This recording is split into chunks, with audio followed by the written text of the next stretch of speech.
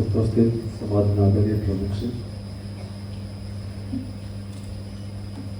કચ્છ યુનિવર્સિટીના ઉપકુલપતિ છે મોહનભાઈ પટેલ સાહેબ, સંસ્થાના સૌ સાથી ટ્રસ્ટીઓ, કન્યા વિદ્યા મંદિરના વિદ્વાન શિક્ષક, વાલી દીકરી,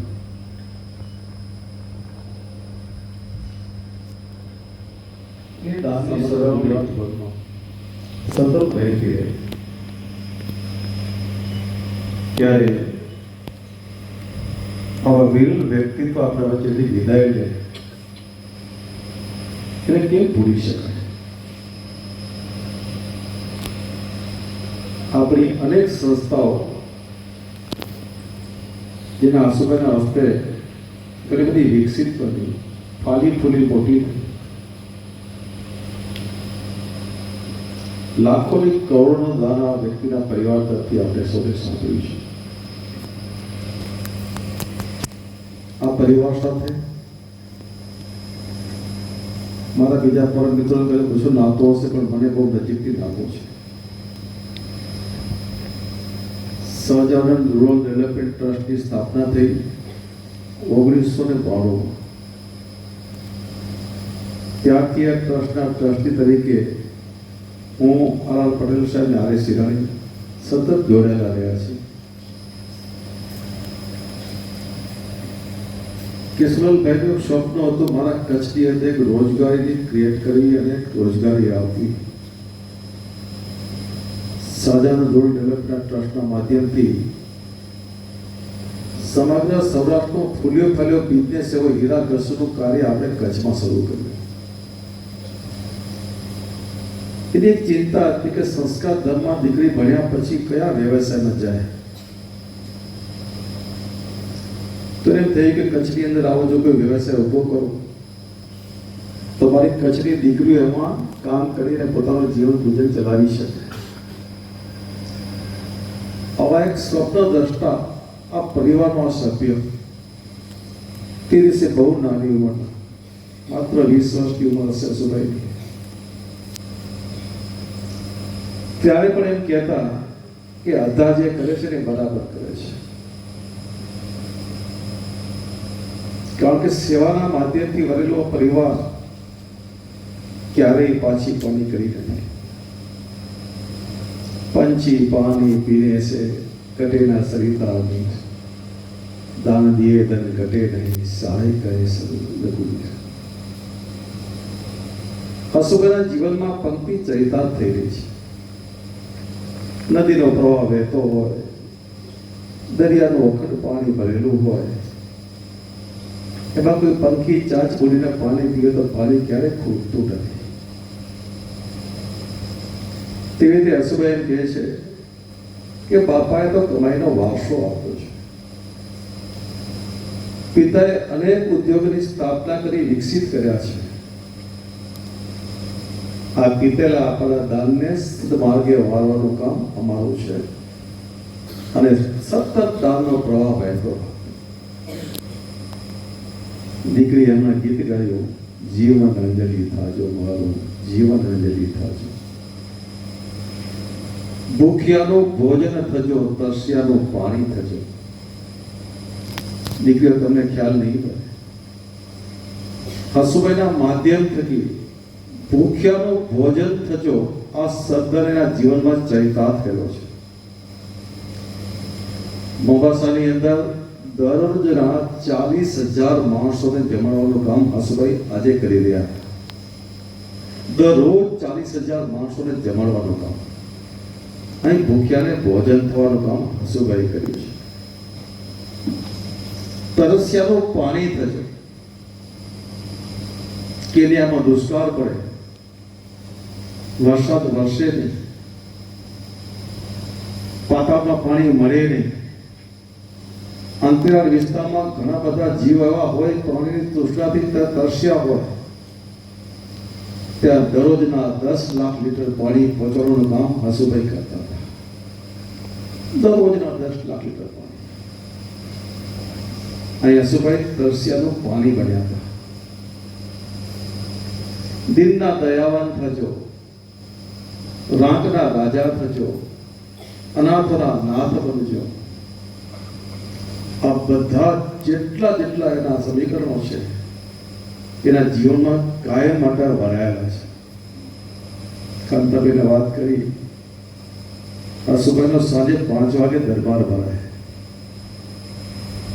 અમે તેના પ્રત્યક્ષ રૂબરૂ એના સાથે બેઠેલા છે એટલે ખ્યાલ છે. દરરોજ 365 દિવસ સાંજે પડે એટલે ગાડી આવે, હસુભાઈ નીચે ઉતરે. એમાંથી વર્ષોની એક જૂની ખુરશી જેના ઉપર કાયમ હસુભાઈ બેસતા, એ દરબારની એક પ્લાસ્ટિકની એવી તૂટેલી ખુરશીમાં હસુભાઈ ઠરીઠાર થાય અને ગાડીમાંથી પૈસાનો થેલો કાઢે. કોઈ ગરીબ દર્દી આવે મેડિકલના સહાય માટે રડતો એના આંસુ લૂછવાનું કામ હસુભાઈ કરે. કોઈ માવડી આવે રડતી શિક્ષણના ફી માટેની માંગણી કરતી એના શિક્ષણ માટેના પૈસા હસુભાઈ ભરે. કોઈ વડીલ આવે રડતો કે મારે ખાવા માટે કોઈ ખોરાક માટે પૈસા નથી, પૈસા આપવાનું કામ, ખોરાક આપવાનું કામ, અન્ન આપવાનું કામ હસુભાઈ આવે. જ્યારે સહજાનંદ ફિલિંગના માધ્યમથી જ્યારે અન્નાલય ચલાવતા નતા ત્યારે દર અઠવાડિયે રવિવારનો દિવસ એવો હોય, ગામેથી 10,000 પરિવારો આવે અને 10,000 પરિવારને એક અઠવાડિયા સુધી રાશન ચાલે. એ પરિવારના રાશનને કીટ દરરોજ 10,000 કીટ દર અઠવાડિયે વહેંચતા. આવો એક ભૂખ્યાનો અંત થવાનો પ્રયત્ન કર્યો છે. કઈ જગ્યા એવી નથી કે હસુભાઈનું દાન ન હોય.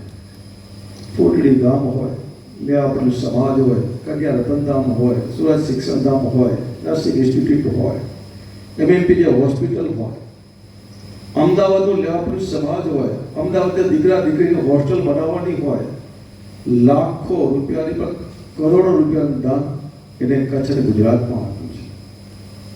ગુજરાતની શૈક્ષણિક સંસ્થાઓ ચાલતી હોય, ગુરુકુળો ચાલતા હોય, આરોગ્યના ધામ ચાલતા હોય, અનેક લાખો ને કરોડો રૂપિયા દર વર્ષે આપતા. કેશુભાઈએ શરૂ કરેલો દાનનો પ્રવાહ હસુભાઈ અવિરત ચાલુ રાખ્યો. આ કેશુભાઈના પરિવારના 3 ટ્રસ્ટો ચાલે: Sahajanand road development trust, Keshavkant foundation trust અને પ્રેમિજેશન ચેરિટેબલ ટ્રસ્ટ. આ 3 ટ્રસ્ટોના માધ્યમથી દર વર્ષે કરોડ રૂપિયાનું દાન ચાલે. દર વર્ષે ફિક્સ જ હોય કે 1.5 થી 2 કરોડ રૂપિયા આપણે વાપરવા એટલે વાપરે છે. અને દરેક સંસ્થાઓ નિશ્ચિત હતી કે આ સંસ્થાને આટલા પૈસા આપવા, આ સંસ્થાને આટલા પૈસા આપવા. દર વર્ષે એના મીડિયેટર તરીકે અમારા પૈસા પહોંચતા કરવાના. અને આવો અવિરત પ્રવાહ એ દાનનો વ્યવહાર. યુગંડા હોય, યુગંડા દેશની અંદર હસુભાઈની કરોડો સિમેન્ટ ફેક્ટરી ચાલે. મોમ્બાસાની અંદર મોમ્બાસા સિમેન્ટની ફેક્ટરી, મોમ્બાસાની અંદર કોરોગેટેડ શીટની સ્ટીલની ફેક્ટરી ચાલે. આપણે વિશાળ વ્યવસાયની સાથે જેટલી ધન સંપત્તિ આવે એમાંથી એનું ફિક્સ છે તો મારે આટલું દાન કરવું છે. આપણે સ્વપ્ને વિચારી શકીએ નહીં કે દાનના આંકડા કેટલા હોઈ શકે. ત્યારે થોડા સમય પહેલા બેઠા હતા સાથે, એમ કહેતા હતા કે મારે આ વર્ષે 500 કરોડ રૂપિયાનું દાન કરવું છે. અને 500 કરોડના દાનની અંદર આપણે આ કરીને રતનધામ પર આવી જાય, જેની અંદર લગભગ 150 કરોડ રૂપિયાનો પ્રોજેક્ટ આપણે આ કન્યા રતનધામ સુરત શિક્ષણધામ પાછળ બજેટ ફાળવ્યું છે. ત્યાર પછી દીકરીઓ, તમને જે 1 રૂપિયો ફીની વાત કરીને, 1 રૂપિયો ફી ના ટોકન ભરાની અંદર તમે જેટલી દીકરીઓ થાવ, 800 થાવ, 1000 થાવ, 500 થાવ, 1500 થાવ, જે દીકરીઓ કન્યા સંસ્કારધામ ભણતી હોય એના માટે 25 વર્ષ સુધી 1 રૂપિયાના ટોકન ફીથી બનાવવાનું સ્વપ્ન હરજીભાઈ હસુભાઈ સેવ્યું હતું.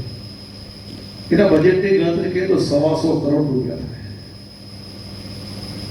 આ તો માત્ર 150 કરોડ એક ને 125 કરોડ બધા 300 કરોડ તો પાસ થઈ ગઈ યાર 300 કરોડ બાકીના બીજા ક્યાં અમદાવાદ સમાજને 60 કરોડ રૂપિયાનું યોગદાન આપ્યું ભુજોડીની અંદર આપણી જે રબારીની જે દીકરીઓની સંસ્થા છે ત્યાં 60-70 લાખનું યોગદાન ત્યાં પણ આપ્યું સજાદન રૂરલ ડેવલપમેન્ટ ટ્રસ્ટના માધ્યમથી દર વર્ષે પુસ્તકોની અંદર 40-50% સહાય કરી વર્ષે 2.5 થી 3 કરોડના પુસ્તકો આપવાનું વેચાણ કરવાનું કામ સજાદ રૂરલ ટ્રસ્ટના માધ્યમથી થઈ રહ્યું છે એના ટ્રસ્ટના માધ્યમથી 2 ફરતા દવાખાના ચાલે ફ્રી ઓફ કોસ્ટ આ બધી સેવાની પ્રવૃત્તિઓ કરતા આવો એક વિરલ વ્યક્તિત્વ જેને આપણે કળિયુગનો જે કર્ણ કહી શકીએ એવા દાનવીર આપણે વચ્ચેથી વિદાય લીધી છે ક્યારેય ભૂલી શકીએ નહીં દીકરી એમને જ ગીત ગાતી હતી કે તમારી વાણી મધુરી મીઠી ક્યારેય નહીં ભૂલાય કેમ ભૂલાય કે આટલું તો આપણે આપણા જન્મદાતા માતા પિતા નથી આપતા એટલું આપણે આપણા પાલક પિતાએ આપ્યું છે હસુભાઈની 2 માતાઓ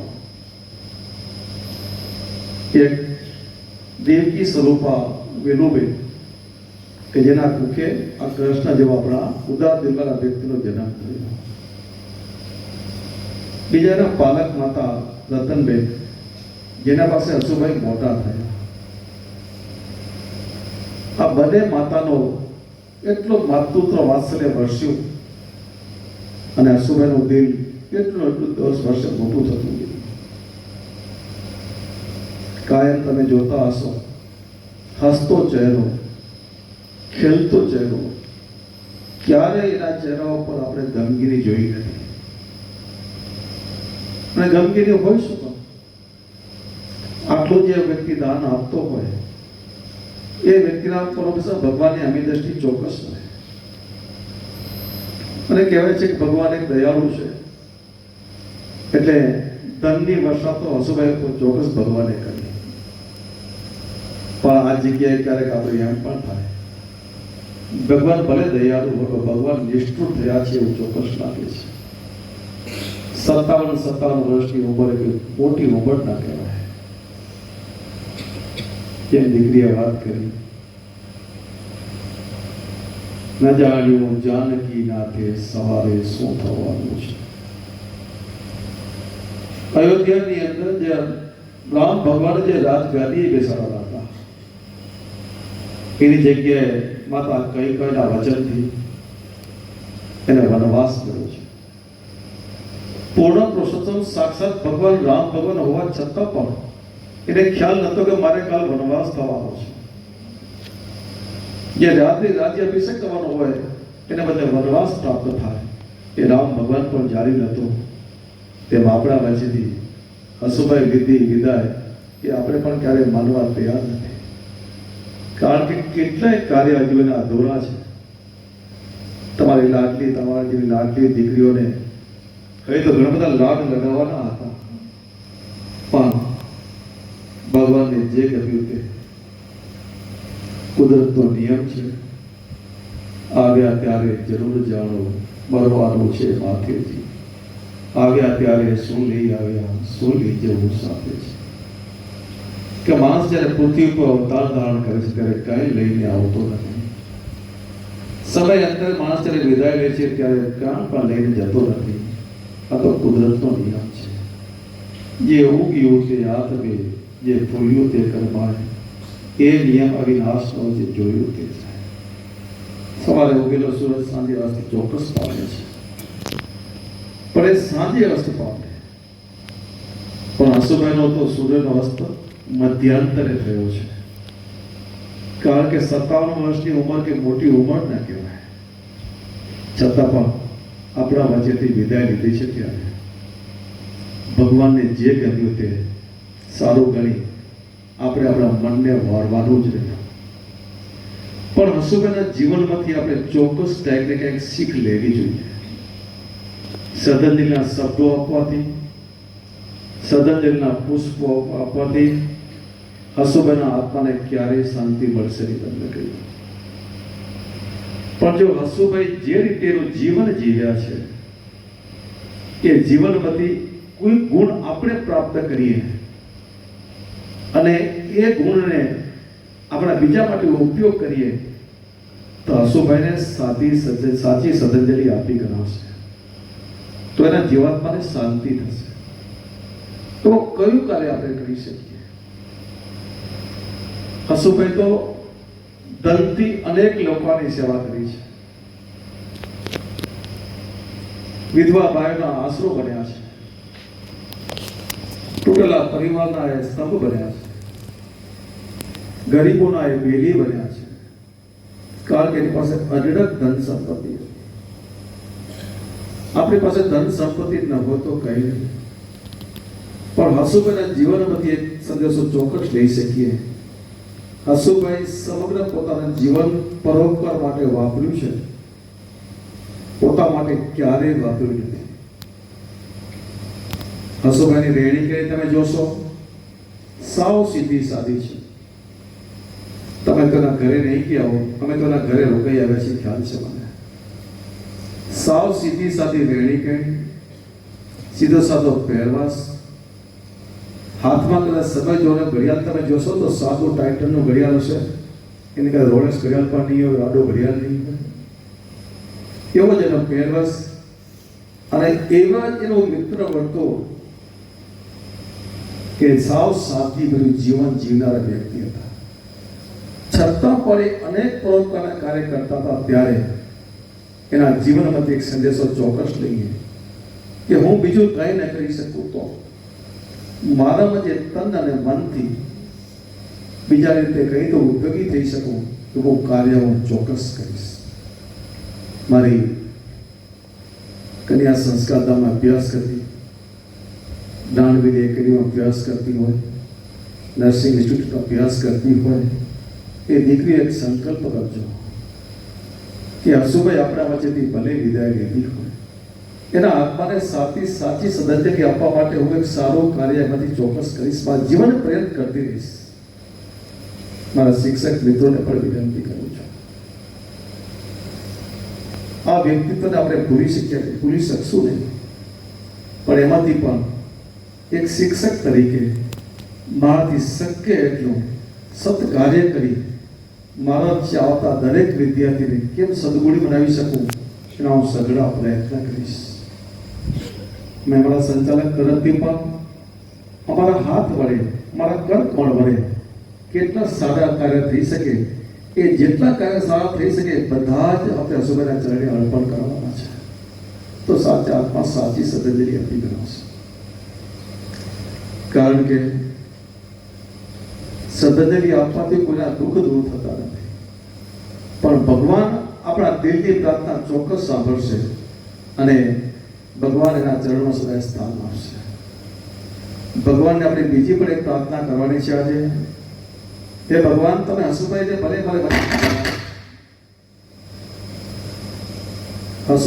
તમે અમારા વચ્ચેથી લીધા છે, પણ હસુભાઈનું જે દિલ હતું એ દિલ તમે તમારા પરિવારના હસુભાઈના ચિરંજીવી છે એ ચિરંજીવીમાં ઉતારજો, જેથી કરીને હસુભાઈના જીવાત્માને શાંતિ મળે. એને આદરેલા બધા સત્કાર્યો એ કાયમ માટે ચાલતા રહે. કારણ કે હસુભાઈના કાર્ય કરવા સેનાને તમને કહ્યું, ત્યાં મોમ્બાસાની અંદર શહેજાદન નામની એક સ્પેશિયલ સ્કૂલ ચલાવે છે. શહેજાદન સ્પેશિયલ સ્કૂલ, એમાં કેવા બાળકો, તમારા જેવા સુખી સંપન્ન બાળકો નથી. 3,000 થી 4,000 બાળકો તે અભ્યાસ કરતા હોય. કોઈના માતાને ભૂખે જન્મેલું બાળક માતા છોડી દે, એને કોણ રાખે? હસુભાઈ બધાને કહેતા, એવી કોઈ નિષ્ઠુર માતા ન બને કે પોતાના બાળકને છોડી દે. છતાં કોઈ નિષ્ઠુર માતા બની હોય તો એ બાળક તમે મને આપજો, હું એને મોટા કરીશ. આવા સહજાનંદ સ્પેશિયલ સ્કૂલની અંદર માતાના કુખેથી જન્મેલું બાળકને, તરછોડેલું બાળકને હસુભાઈ પોતે સાચવતા, મોટા કરતા, ભણાવતા, ગણાવતા 18-21 વર્ષની ઉંમર થાય પછી એને ગમે તે જગ્યાએ ઠેઠાણ કરી દેતા. જે બાળકો જે વિકસિત ન હોય, અપંગ હોય, એવા બાળકોની સંસ્થાને 40,000 સ્કૂલ, તમે કદાચ ફોટા જોયા હશે એના વિડીયોની અંદર, આપણા આદિ માનવ જેવા લાગતા બાળકો, ગોરીલા જેવા લાગતા બાળકો, જેનો પૂરેપૂરો વિકાસ થયેલો ન હોય, એના ચહેરો તમે જુઓ તો વાનર જેવો લાગતો હોય. આ બધા જ બાળકોને પોતાની સ્કૂલમાં ત્યાં સાચવતા, ભણાવતા, મોટા કરતા, જમવાની, રહેવાની, શિક્ષણની બધી જ વ્યવસ્થા એક પાલક પિતા તરીકે રાખતા. ત્યારે એમ કહેવાતું કે મોમ્બાસાનો રાજા ગમે એ હોય, પણ ગરીબોનો રાજા તો હસુભાઈ છે. અને તમે ગઈકાલે રવિવારે જ્યારે એની અંતિમ યાત્રા નીકળી તમે જોયું હશે. મોમ્બાસાની હોસ્પિટલથી અંતિમ યાત્રાનો રૂટ હતો સ્વામિનારાયણ મંદિર, હસુભાઈના દરબાર અને એના ઘર સુધીનો. હોસ્પિટલથી કરી હસુભાઈનો દરબાર મોમ્બાસા સમાજ ત્યાં સુધી રસ્તાની અંદર હજારો વ્યક્તિઓ ત્યાં ખરે પડી માત્ર ઊભી હતી ને બધાની આંખોમાંથી અશ્રુ ધારા વહી રહ્યા હતા. બધા મનમાં પ્રાર્થના કરતા હવે મારો નાથ ગયો, અમારી ખ્યાલ કોણ રાખશે. અંતિમ યાત્રા સંસદ ગ્રહ સુધી પહોંચે છે. એનો જીવાત્મા પંચમહાભૂત જ્યારે સમર્પિત થઈ ગયો છે ત્યારે અગ્નિદાહ દેવાઈ ગયો છે ત્યારે પણ હજારો સેંકડો સંખ્યા માત્ર પટેલ જ્ઞાતિના નહીં, હિન્દુ, મુસ્લિમ, શીખ, ઈસાઈ સર્વ જ્ઞાતિના વ્યક્તિઓ છેક સમસન ગ્રહ સુધી પહોંચ્યા. જ્યાં સુધી એ અસ્થિમાં જ્યાં સુધી રૂપાંતર ન થાય હસુભાઈનો દેહ, ત્યાં સુધી સતત એની નિગાહ હસુભાઈની અગ્નિ તરફ મંડાયેલી રહેલી હતી અને અશ્રુની ધારા એટલી વહી રહી હતી. શું કામ? કે જે વ્યક્તિના જીવનની અંદર ભગવાને ભલે જન્મ આપ્યો એને માનવનો, પણ રખેવાળ કરનાર તો હસુભાઈ હતો. અને હસુભાઈ જ્યારે હવે ગયા છે ત્યારે અમારું હવે કોણ? આવી ચિંતા સમગ્ર મુંબઈ વાસીઓની હતી. આજે જેમ તમને પણ ચિંતા છે કે હસુભાઈ ગયા પછી હવે અમારું કોણ? 25 વર્ષની વાતો તો કરી ગયા, હવે પૂરું કોણ કરશે? તમને અને અમને બંનેની ચિંતા છે. કારણ કે 125 કરોડના બજેટને પૂરા કરવાના કોણ કરશે? ત્યારે આપણે સૌ સાથે મળીને ભગવાનને પ્રાર્થના કરી, ભગવાન અમારા રતનભાઈ અને વેલુબેને એક વાલસોયા પુત્રને ખોયો છે, મારા સૂરજે એના પિતા તુલ્ય કાકાને ખોયા છે, અમારા કીર્તન, દર્શન અને ધ્રુવે એના વાત્સલ્ય મૂર્તિ પરિવારના વલ્લા સવન પિતાને ખોયા છે. મારી પુષ્પાબેને એના જીવનના પ્રિય એવું પ્રધાનને ખોયા છે. ત્યારે આ પરિવાર ઉપર આવી પડેલા લોકોને સહન કરવાની ભગવાનને શક્તિ આપે અને હસુભાઈનું દિલ એના ત્રણેય પુત્ર અને સૂરજના જીવનમાં ઉતરે એવી આપણે સૌ શ્રી હરિ સગળી પ્રાર્થના કરીએ. દિલથી પ્રાર્થના કરશો, તમારા સેવેલ સપના પૂરા થશે અને હસુભાઈને સાચા અર્થમાં શ્રદ્ધાંજલિ આપી કરાવશે. અને હસુભાઈનો જીવનમાં જ્યાં હશે ત્યાં એ શાંતિ રહેશે. છેલ્લે ભગવાનને આપણા સૌ વતી, સમગ્ર કચ્છ સમાજ વતી, સમગ્ર ગુજરાત વતી, લેવાપુર સમાજ વતી આપણે એટલી ભગવાનને પ્રાર્થના કરીએ, ભગવાન જે દિલ તારા શરણે આવ્યો છે, જે જીવ તારા ચરણે આવ્યો છે, અખંડ તમારા ચરણોમાં એને સ્થાન આપજો. આ લોકમાંથી પરલોકમાં જે તમે એને બોલાવ્યા છે ત્યારે અમને તો દુઃખી છોડીને તમે બોલાવી લીધા છે, પણ જીવને સદાય સુખ્યો રાખજો.